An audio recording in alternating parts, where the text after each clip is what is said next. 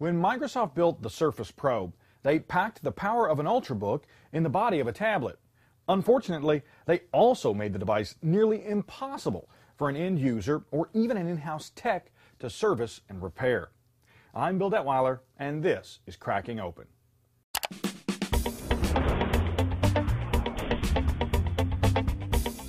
From a hardware standpoint, Microsoft's Surface Pro is more like an Ultrabook or convertible laptop than a tablet.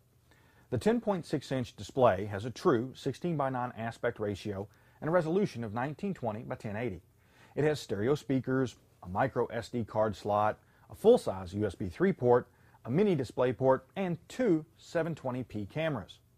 On the inside, it has a 1.7 GHz Intel Core i5 CPU with HD 4000 graphics, 4 gigs of 1600 MHz DDR3 RAM, and a 42 watt-hour battery. The Surface Pro comes in 64 and 128 gig models, and I strongly recommend getting the larger one. In a statement to CNET, Microsoft said that out of the box, the 64 gig Pro only has 23 gigs of available storage. Now, given its laptop-like hardware, it's not surprising that the Surface weighs a hefty 2 pounds, which is significantly more than other tablets. Now, like the Surface RT, the Pro is well built and feels sturdy in your hands. Unfortunately, it's also much more difficult to disassemble and service. As with the RT, the first step in cracking open the Surface Pro is removing the kickstand. But unlike the RT, the Pro has no external screws.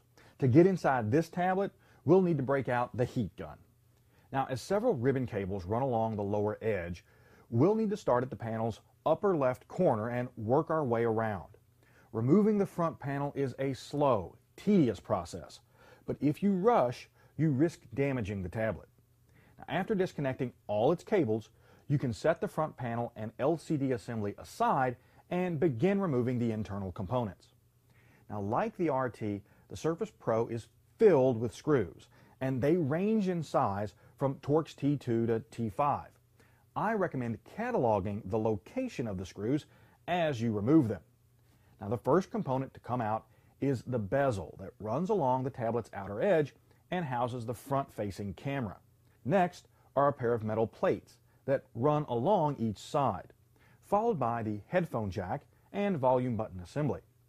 The motherboard and cooling assembly is next, but first we'll need to detach all its cables and remove more screws. With the board out, we can remove the machine's twin fans and cooling assembly, as well as the SSD card and the board's metal shields.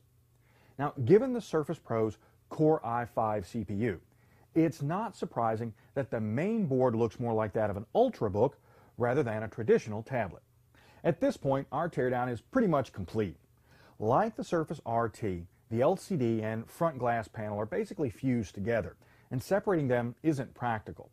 The battery is held to the back cover with a lot of adhesive, and there's nothing under it, so I'm just going to leave it in place. Likewise, I'm leaving the speakers, keyboard connector, power connector, rear camera, and microphone attached to the back cover. They're easy to remove, but clearly visible while still in place. After cracking open the consumer-targeted Surface RT, I hoped that Microsoft would make the more business-targeted and nearly twice as expensive Surface Pro easier to disassemble and service. But they didn't. In fact, they took one of the worst tablet design elements, a glued-on front panel, and married it with one of the worst laptop elements, an overabundance of screws. There's no denying that Microsoft is making a bold effort to bridge the gap between tablets and laptops. But as Jason Heiner wrote in his Tech Republic review, the Surface Pro doesn't quite stand out enough at either function. For more information on the Surface Pro, including real-world tests and pricing, check out Scott Stein's full CNET review. Now, to see more teardown photos and read my full hardware analysis, go to techrepublic.com/crackingopen. I'm Bill Detweiler. Thanks for watching.